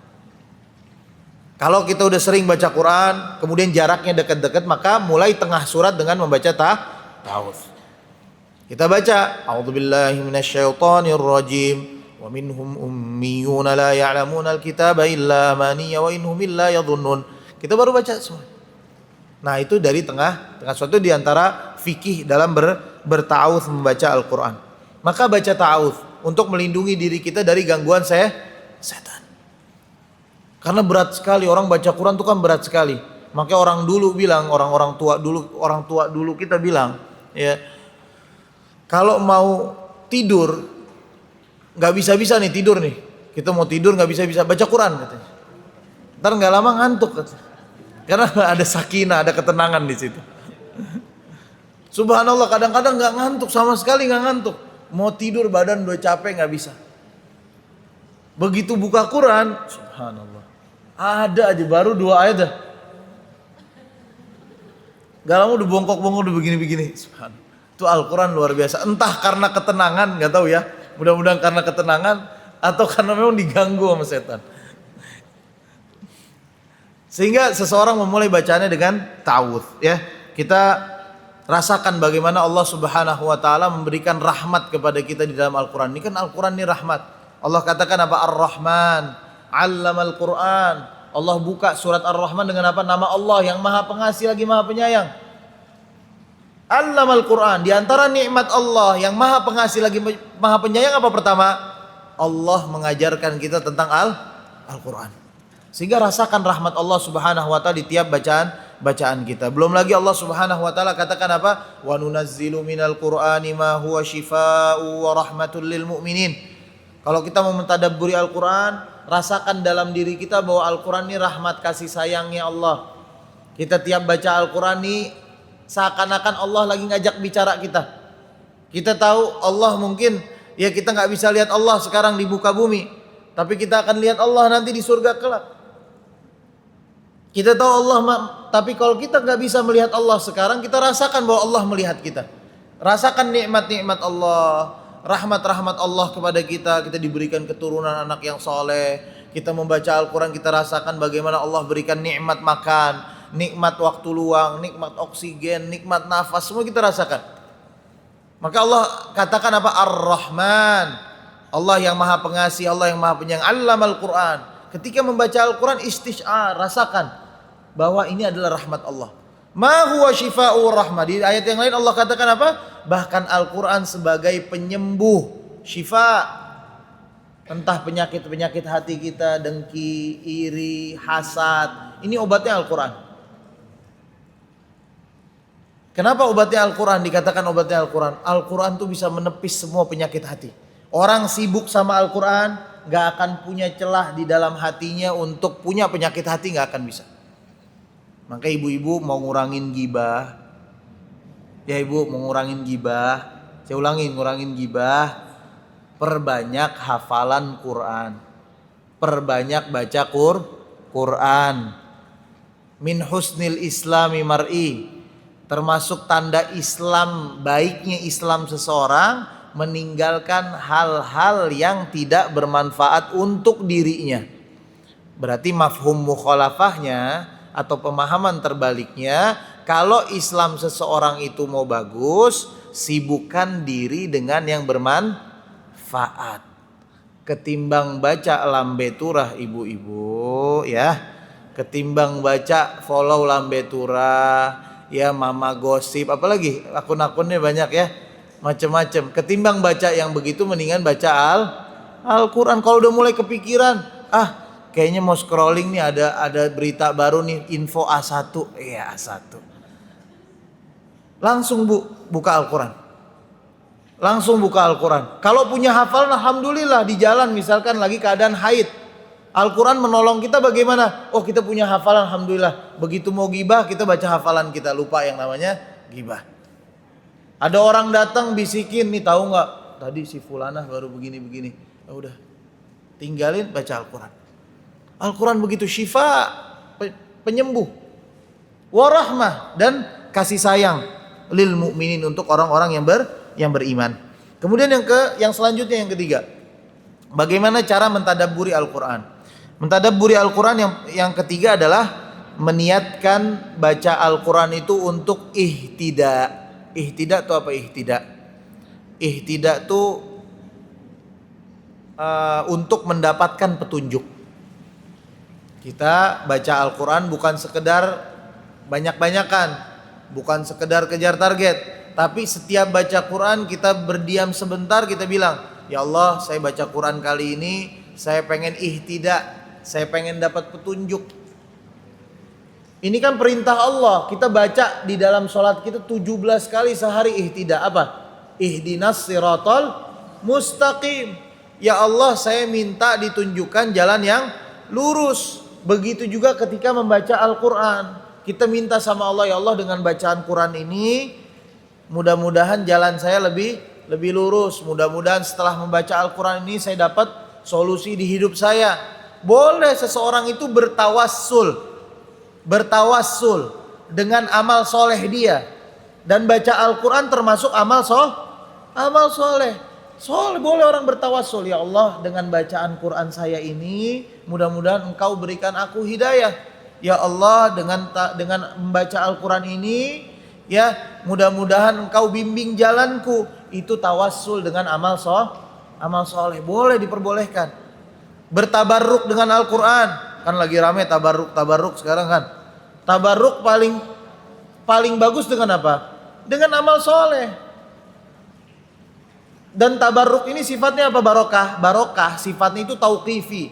Kalau bukan Allah subhanahu wa ta'ala yang bilang, bukan Nabi SAW yang tansis, yang memberikan ultimatum bahwa ini berkah, tempat ini berkah, makanan ini berkah, bulan ini berkah, itu gak boleh kecuali dengan dalil. Kecuali karena Allah subhanahu wa ta'ala yang katakan, Nabi SAW yang contohkan. Sehingga gak boleh kita bilang, ini mikrofon berkah nih. Gak boleh, karena gak ada dalilnya. Nah, di antara yang ditansis sama Allah, yang diultimatum sama Allah, dikatakan diberikan keberkahan sama Allah adalah Al-Quran. Kita boleh bertabarruk dengan Al-Quran, bukan berarti ngusap-ngusap Quran, digosok-gosok Al-Quran, bukan. Keberkahan kota Mekah Madinah bukan berarti pasirnya dibawa pulang, bukan. Tapi apa? Seorang beramal di situ. Seorang ngambil berkah di situ dengan apa? Dengan memperbanyak sholat, dengan memperbanyak sedekah. Di situ keberkahannya kita dapat. Al-Quran pun demikian. Kita bertabarruk dengan Al-Quran, ihtidak dengan Al-Quran, bertawassul dengan Al-Quran. Kita katakan kepada Allah, ya Allah, dengan Al-Quran, dengan membaca Al-Quran hari ini, mudah-mudahan nanti anak-anak saya jadi anak-anak yang soleh. Boleh. Bahkan para salaf terdahulu apa? Mengatakan, inni la ukthiru minas salat. Wa inni la ukthiru minar rakaat. Bahkan aku memperbanyak rakaat salatku agar apa? Agar anakku jadi anak yang soleh. Bahkan seorang salaf mengatakan kepada anaknya, wa ya bunayya, wahai anakku, sesungguhnya aku memperbanyak ruku dan sujudku untuk apa? Agar urusan akhiratmu nanti menjadi baik. Boleh seorang bertabarruk, bertawassul dengan amal soleh. Ini contohkan di hadis Nabi SAW riwayat Muslim. Ketika ada orang-orang yang terjebak di dalam goa, tertutup goanya dengan apa? Batu besar. Mereka bertabarruk dengan apa? Bertawassul dengan apa? Bertawassul dengan amal soleh mereka. Ya Allah, saya pernah punya amalan, saya pernah berbakti sama orang tua. Kalau memang Allah terima, ya Allah, kalau memang amalan ini Engkau terima, maka tolong geser batu ini. Geser batunya. Ya Allah, dahulu saya pernah hampir tergelincir dalam perbuatan zina. Kemudian saya tinggalkan itu karenamu ya Allah. Kalau memang itu Engkau terima, ya Allah tolong geser batu tersebut. Digeser. Ya Allah, saya pernah bersedekah ini dan itu ya Allah. Kalau memang Engkau terima, tolong geser. Ternyata digeser. Berarti amal soleh itu bisa menjadi apa? Tawassul. Boleh ditawassulkan. Nah makanya niatkan di dalam setiap bacaan kita, di dalam setiap bacaan Al-Quran untuk tadabbur, niatkan yang namanya al-ihtida, yaitu mendapatkan petunjuk. Dan ini adalah tujuan diturunkan Al-Quran. Alif Lam Mim. Dzalikal kitabu la raiba fihi hudal lil muttaqin. Alif Lam Mim, itulah Al-Quran. Inilah Al-Quran yang tidak ada keraguan di dalamnya. Hudan lil muttaqin. Ada petunjuk. Berarti orang kalau mau baca Al-Quran sesuai dengan petunjuk, maka yang harus diharapkan adalah berupaya untuk mendapatkan petunjuk tersebut. Perhatikan adab-adab dalam baca Al-Quran ini dalam bentuk ihtidah. Kita mau baca Al-Quran bukan kayak baca buku biasa. Baca dengan tartil, warattilil Qur'ana tartila. Baca dengan dalam keadaan yang suci. Biasakan baca Al-Quran, ya, biasakan baca Al-Quran meskipun ya para ulama sebagian ada yang membolehkan membaca Al-Quran dalam keadaan tidak bersuci. Namun baiknya seseorang ditekankan untuk bersuci. Apalagi kalau memegang fisik Al-Quran. Wajib seseorang dalam keadaan suci. Namun perhatikan kesucian tempat, kesucian badan kita. Pakai wewangian di antara sunnahnya. Bersiwak. Ini baca Al-Quran habis makan nasi padang. Baca Al-Quran habis makan gak gosok gigi baca Quran. Ambil baca begini-begini. Bismillahirrahmanirrahim. Ar-Rahmanirrahim. Subhanallah, ini adabnya di mana? Ini bagaimana seseorang itu mau ihtidah? Bagaimana seorang mau dapat petunjuk? Kita kan kalau mau ke atasan aja, kalau mau nurunin dana ke atasan di kantor, di perusahaan, itu kan ada adabnya kan? Kita nulis proposal kan ada adabnya. Kepada yang terhormat begini-begini, tujuannya begini, kan harus jelas semuanya. Ini kita mau minta ihtidah, kita mau minta petunjuk sama Allah juga ada proposalnya. Bersuci, pakai siwak, perhatikan tempatnya, perhatikan adabnya, baca dengan tartil, sehingga apa? Itu bermakna di sisi Allah Subhanahu wa taala. Dan kita tahu ya, ihtidah ini luar biasa ya. Kalau kita mau mengambil petunjuk dari ayat-ayat Allah, gak akan ada habisnya. Gak akan ada habisnya. Petunjuk apapun, tafsiran aja macam-macam. Tafsir ada yang secara fikihnya bisa diambil. Tafsir ada yang secara akidahnya bisa diambil. Makanya Allah katakan apa dalam surat Al-Kahfi? Qul law kana al-bahru midadan li kalimati rabbi lanafidal bahru qabla an tanfada kalimatu rabbi walau ji'na bimithlihi madada. Katakan wahai Muhammad, sesungguhnya kalau lautan itu airnya dijadikan pena, kemudian penanya itu menulis ayat-ayat Allah, menulis makna-makna ayat-ayat Allah Subhanahu wa taala, enggak akan cukup. Sekalipun sudah habis, Allah gantikan lagi dengan yang baru, Allah tuliskan lagi, habis lagi belum cukup untuk menulis ayat-ayat Allah Subhanahu wa taala. Sehingga ihtidah dengan Al-Qur'an, meminta petunjuk dengan Al-Qur'an adalah solusi, dan niatkan ini untuk Allah Subhanahu wa taala. Jadikan Al-Qur'an itu, kata para ulama, ya Imam Al-Ajurri rahimahullahu taala mengatakan, jadikan Al-Qur'an itu layaknya teman. Quran kenapa dikatakan layaknya teman? Karena teman kan makin dekat. Kalau makin dekat makin cerita rahasia-rahasianya. Al-Qur'an pun demikian. Kita makin dekat dengan Al-Qur'an, Al-Qur'an bakal kasih apa? Rahasia-rahasia kandungan yang ada di dalamnya. Ini kan ibu-ibu kalau makin dekat sama orang, ya kan? Rahasia rumah tangganya kadang-kadang dikeluarin. Rahasia-rahasia dapurnya dikeluarin. Ya kan? Makin dekat seseorang sama temennya, makin bestie, dia makin bestie, makin dekat nih, konco kental, makin dekat. Urusan-urusan pribadinya pun diceritain. Al-Quran pun demikian. Kalau udah jadi teman sama kita, Allah berikan ilmu yang tidak diberikan oleh orang lain. Allah bukakan basirah, penglihatan-penglihatan yang tidak dilihat orang lain. Subhanallah. Ini Al-Quran, indahnya Al-Quran seperti itu. Maka ihtidak dengan Al-Quran, niatkan untuk mencari petunjuk di dalam Al-Quran. Kemudian yang selanjutnya, kalau kita mau tadabbur Al-Quran, hendaknya fokus. Hilangkan distraksi-distraksi yang bisa mengganggu kefokusan kita di dalam membaca Al-Quran atau mentadabburi Al-Quran. Biasain dari sekarang, disiplin diri kalau baca Al-Quran, jangan sejajarin Al-Quran sama handphone. Karena kalau boleh jujur, getaran handphone ini syubhat paling besar kalau baca Al-Quran. Apalagi kalau baca Qurannya lewat handphone. Baru baca seayat, ya, baru baca seayat keluar notif. Di grup lagi seru lagi. Ibu-ibu kan kadang-kadang rada-rada FOMO, ya, nggak mau ketinggalan aja bawaannya. Takut scrollingnya jauh, ntar nggak enak kalau ketinggalan. Ini distraksi dihilangin, atau paling nggak batasin diri, kasih waktu. Nabi SAW dan para sahabat tuh diantara kebiasaan apa? Mereka punya waktu-waktu untuk fokus mereka sendiri ibadah. Di antaranya ba'dal fajar, setelah waktu subuh. Mereka nggak mau diganggu. Ibnu Mas'ud datang, murid-muridnya, Ibnu Mas'ud tahan, nggak diajak ngomong, nggak dikasih muka. Kenapa? Ada waktu dia berduaan sama Allah. Ini begini nih yang bagus. Bapak-bapak lagi baca, ya, ibu ngomong merepet misalkan, ngomong marah-marah misalkan, ya misalkan digini dulu. Sebentar lagi. Baru baca. Jangan kita potong bacaan kita karena apa? Karena orang ngajak ngobrol kita. Disiplin diri. Ibu-ibu juga begitu. Punya waktu fokus. Jadi anak tahu pentingnya Al-Quran, ajarin. Nih ibu lagi baca Al-Quran sebentar. 5 menit lagi selesai. Ya, selesaiin dulu baru nanti ajak ngobrol orang. Hilangin distraksi, handphone, ya, getaran-getaran handphone di silent dulu kalau lagi baca Quran. Ini distraksi paling parah ini handphone ini. Ya, jangan sampai kita tadabbur akhirnya apa? Keganggu. Disiplin diri. Mulai dari sekarang yang kecil-kecil seperti ini. Nabi SAW katakan apa? Ahabbul a'mali ilallahi adwamuha wa in qalla. Dirutinin dulu aja. Punya waktu paling enggak 10-15 menit. Mulai dari yang kecil-kecil. Amalan yang paling dicintai oleh Allah itu apa? Yang sedikit tapi rutin. Apalagi yang banyak dan rutin. Maka mulai dari yang sedikit sekarang. Ini kan sebelum Ramadan udah, ya tinggal berapa? Tinggal sehari lagi. Bahkan gak sampai 24 jam Ramadan. Mulai dari sekarang belum terlambat.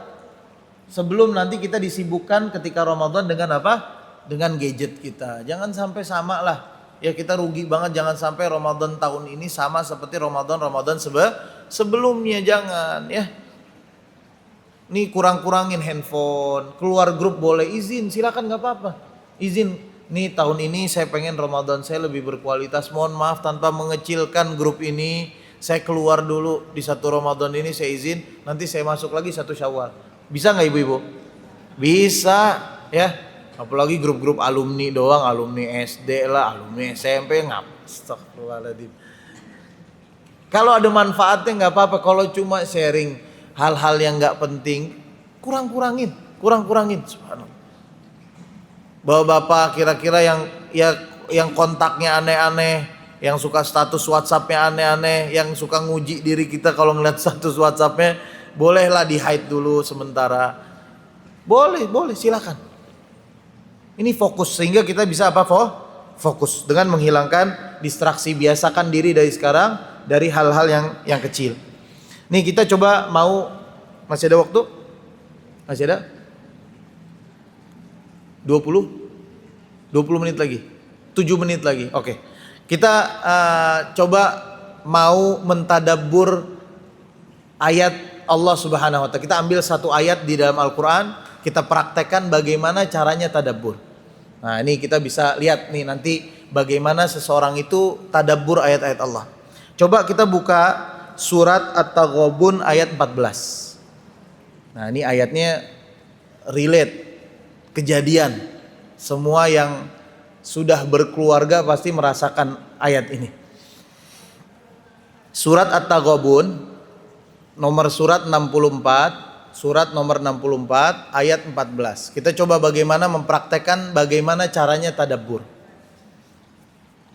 Nah, di ayat At-Taghabun ayat 14 tersebut Allah Subhanahu wa taala katakan, ya ayyuhalladzina amanu, wahai orang-orang yang beriman. Nah, ini kita rasakan, ini kita termasuk nggak orang-orang yang beriman?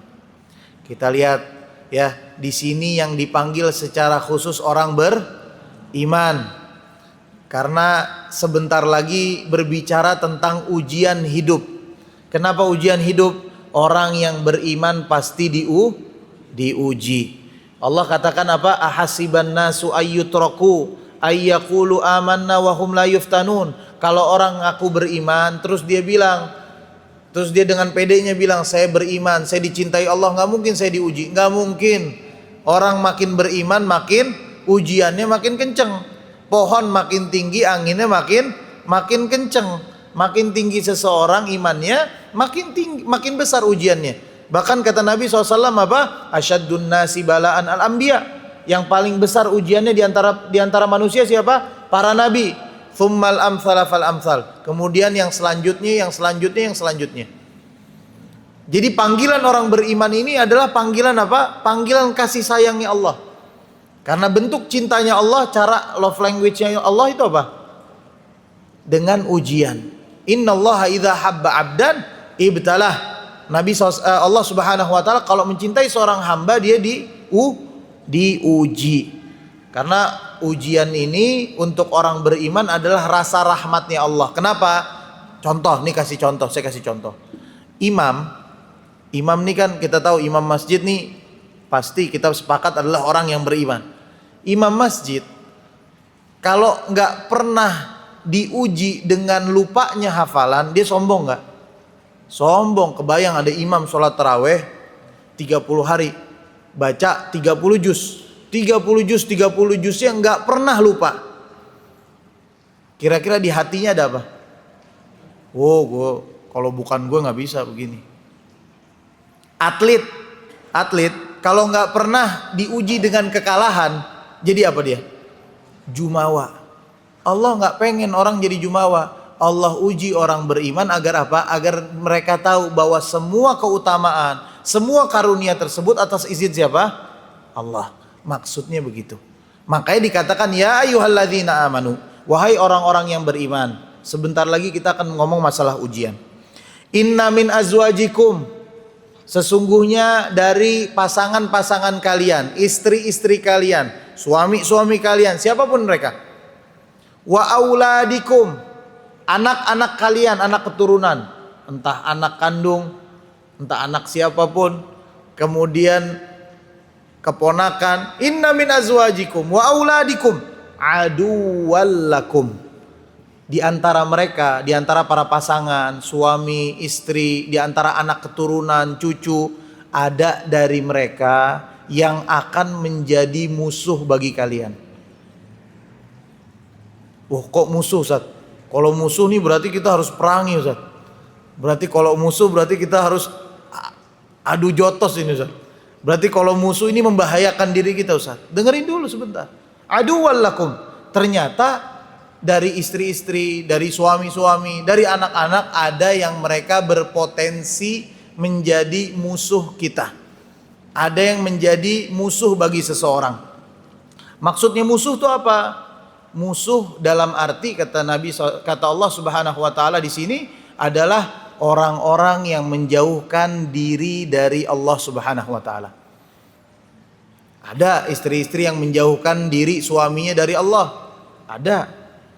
Ada golongan-golongan seorang istri yang menjauhkan suaminya dari Allah. Mau berbakti ke orang tuanya disusahin. Mau bersedekah ditahan-tahan. Jangan dulu mas, ya. Ini kebutuhan masih banyak. Mas, jangan dulu mas. Mendingan beli ini, beli itu. Tuh tetangga baru beli mobil baru.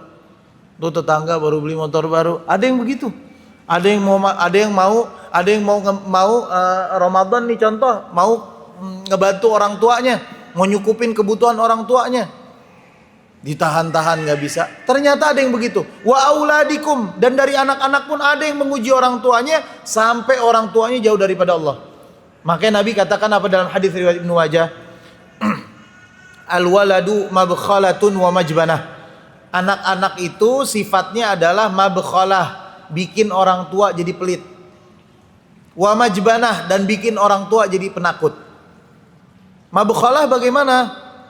Kadang-kadang orang mau sedekah, mau zakat, tiba-tiba dia bilang, dia kepikiran, anak nanti makan apa? Ini bikin mabkhalah, bikin pelit. Ibu-ibu kan ngerasain, setelah punya anak, ke kondangan, ya kan kue dimasukin tas kan? Buat siapa? Buat anak, bener kan? Ada yang begitu? Masih ada nggak yang begitu? Dulu nenek kita begitu, masukin kue, apa segala macam buat apa? Buat anak nanti di rumah. Dia nggak makan, dia pelit buat dirinya sendiri, buat siapa? Buat anaknya. Mabkhalah itu udah sifat dasar. Anak tuh bikin pelit. Jangan sampai pelitnya ini menghalangi dia untuk bersedekah kepada di jalan Allah Subhanahu wa taala. Wa majbanah, bikin takut. Laki-laki yang tadinya pemberani, apa aja udah dihadepin. Begitu punya anak naik motor 60 aja begeter. Ada anak tunggu di rumah nih, mau ngelakuin sesuatu. Itu udah tabiat, itu udah sifat dasar manusia. Sehingga kata Allah Subhanahu wa taala, ada dari mereka, dari istri-istri para pasangan yang mereka menjauhkan diri kalian dari Allah, sehingga disebutnya musuh. Atau anak-anak yang menjauhkan diri kalian daripada Allah Subhanahu wa taala. Makanya Nabi SAW dalam hadis mengatakan, liyattakhidha ahadukum qalban syakira. Hendaknya kalian itu sebagai manusia menjadikan hati itu penuh dengan rasa syukur. Walisanan dzakira. Kemudian apa? Lisannya itu penuh dengan zikir. Wa zaujatan tu'inuhu ala amril akhirah. Hendaknya kalian memilih pasangan-pasangan yang bisa membantu kalian untuk menuju negeri akhirat. Karena dari pasangan-pasangan tersebut ada mereka yang menarik tangan pasangannya kepada nerakanya Allah Subhanahu wa taala. Itu maksudnya musuh. Tapi apakah musuh harus ditebas? Apakah harus dipenggal? Harus dimusnahkan? Ternyata Allah Subhanahu wa taala menutup ayatnya dengan apa? Wa in ta'fu wa tasfahu wa taghfiru fa innallaha ghafurur rahim. Allah tutup ayatnya dengan ihtiras namanya. Ihtiras itu apa ihtiras? Ihtiras itu artinya waspada. Karena kita nggak akan mungkin keluar dari lingkup itu. Semua orang yang menikah, semua orang yang berkeluarga pasti akan merasakan hal ini. Terus kalau sampai merasakan bagaimana? Buat yang bapak-bapak ketahuilah itu tabiat wanita. Ada sifat dasarnya, ada bengkoknya. Namun gak mungkin bisa diluruskan, maka harus di-maintenance. Di-maintenance. Sama-sama bertakwa, sama-sama belajar, sama-sama dibimbing. Ibu-ibu pun demikian. Ibu-ibu paham, pasti ada potensi itu bapak-bapak melakukan itu. Pasti ada potensi nyelenehnya. Pasti ada potensi dia gak. Kadang-kadang kan lebih banyak yang ngaji bahkan ibu-ibu daripada bapak-bapak. Bahkan sebab hidayahnya bapak-bapak kadang-kadang dari ibu-ibunya. Maka ketika berdakwah tersebut, ketika mengajak kepada kebaikan, kadang-kadang ada penolakannya. Tapi apakah dilawan? Apakah dengan cara yang kasar? Kata Allah apa? Wa in ta'fu. Alangkah baiknya engkau saling memaafkan. Ya kurang lebih. Kesalahan yang dilakukan kurang lebih. Dipikirin kebaikannya, kebaikannya di masa lalu, sebab-sebab yang bisa mendatangkan cinta antara pasangan. Ini dipikirkan. Wa in ta'fu. Makanya Nabi SAW katakan apa? La yafruqu mu'minun mu'minah. Kalau seorang pasangan itu lagi bercekcok, lagi bertikai, jangan dia membenci satu sama lain. La yafruqu mu'minun mu'minah. In kariha minha khuluqa radhiya minha akhar. Kalau lagi benci sama satu sifat yang dimiliki pasangannya, radhiya minha akhar, langsung buru-buru melihat kepada kebaikannya. Untuk yang wanita selamat dari kufur asyir, untuk yang bapak-bapak selamat dari kufur secara umum. Jadi kita nggak jadi orang yang kufur. Oh ternyata ada kebaikannya, jadi memaafkan. Wa in ta'fu, kata Allah. Hendaknya kalian lebih baik memaafkan. Wa tasfahu, saling apa? Saling memberikan uzur. Wa taghfiru, kemudian tutupi keburukan-keburukannya. Kadang ada keburukan yang menjadi aib bagi seorang pasangan, tutupi di situ. Di situ ada kebaikan. Fa innallaha ghafurur rahim, karena Allah adalah Maha Pengampun lagi Maha Penyayang. Ini contoh tadabbur. Kita baca maknanya, kita rasakan, oh ternyata di hidup saya ngerasain begini. Oh ternyata tanda cintanya Allah bagi orang beriman adalah diuji dengan pasangannya. Ternyata tanda cintanya Allah diuji dengan anaknya. Kita lihat bagaimana para nabi dulu diuji sama pasangan, bagaimana para nabi diuji oleh anak-anaknya, bagaimana orang-orang soleh mereka menghadapi ujian tersebut, mereka memaafkan, mereka tidak main kasar, mereka nggak main tangan, mereka banyak memberi maklum. Ini salah satu contoh tadabbur. Kan enak kalau begini kita baca Quran. Oh masya Allah, sebulan kita baca begini. Oh Ramadan selesai jadi ulama semuanya. Bapak-bapak, ibu-ibu lagi marah-marah, sabar, istighfar, masya Allah. Ibu-ibu, bapak-bapak lagi marah-marah, ibu-ibu tenang, istighfar. Ini kalau tadabburnya benar ya, masya Allah. Ya kurang lebih begitu ya. Wassalamualaikum wa ala alihi wa sahbihi wasallam. Walhamdulillahi rabbil alamin. Sampai sini ada pertanyaan?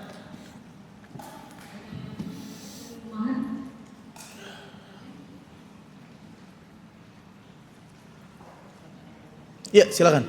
Bapak-bapak dulu, ibu-ibu dulu apa? Ummahat dulu apa bapak-bapak dulu? Ada bapak-bapak yang udah angkat tangan? Nah, silakan, Pak. Waalaikumsalam warahmatullahi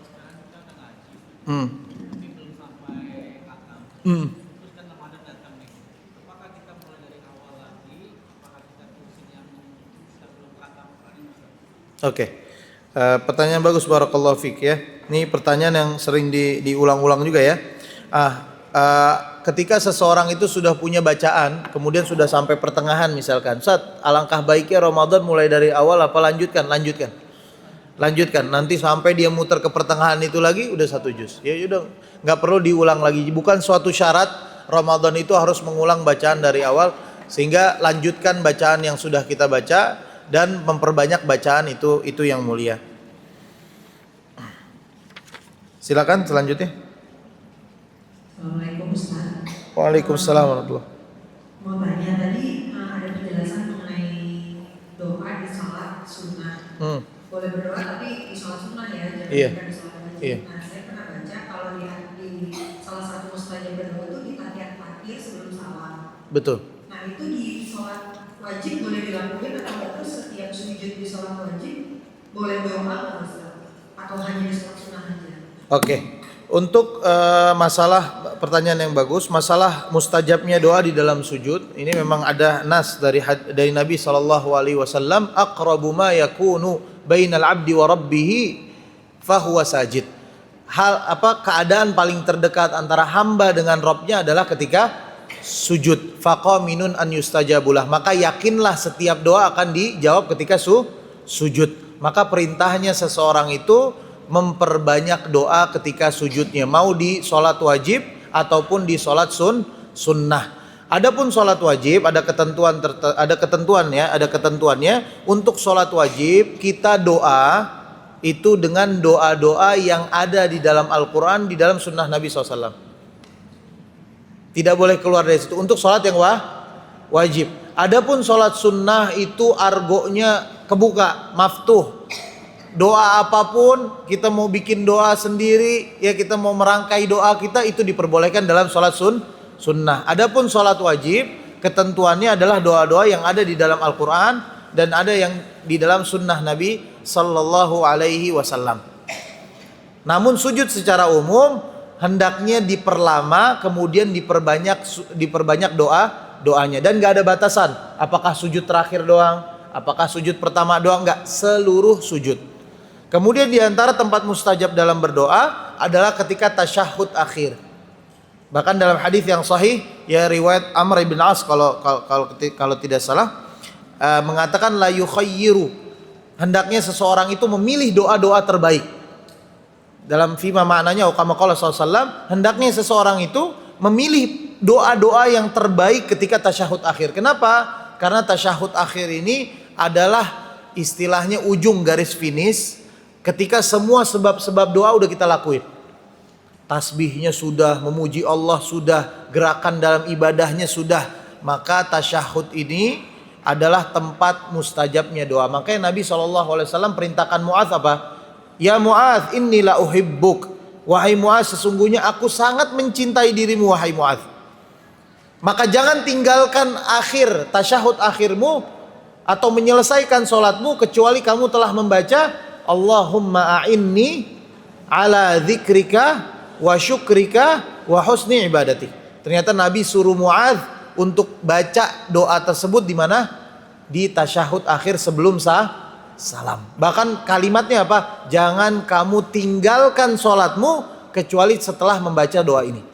Jadi setelah membaca tasyahud, kemudian bersolawat kepada Nabi, kemudian kita baca doa Allahumma inni a'udzubika min adzabil qabr, min adzabi jahannam, wa min fitnatil mahya wal mamat, wa min fitnatil masihid dajjal. Kemudian kita membaca Allahumma a'inni ala dzikrika wa syukrika wa husni ibadatik. Di antara doa lain ada Allahumma inni dzalamtu nafsi zulman katsira faghfirli fa innahu la yaghfirudz dzunuba illa ant.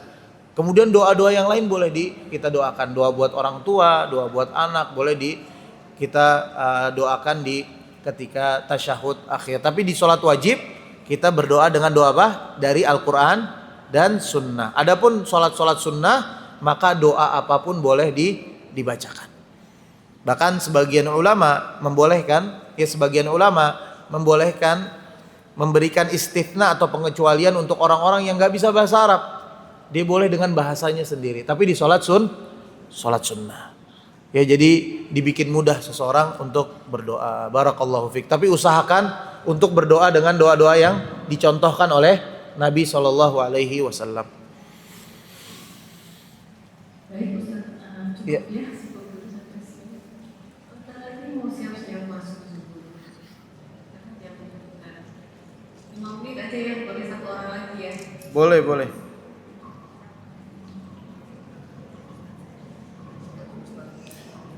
Ya, silakan. Ini Ummahat dulu ya, tadi udah duluan.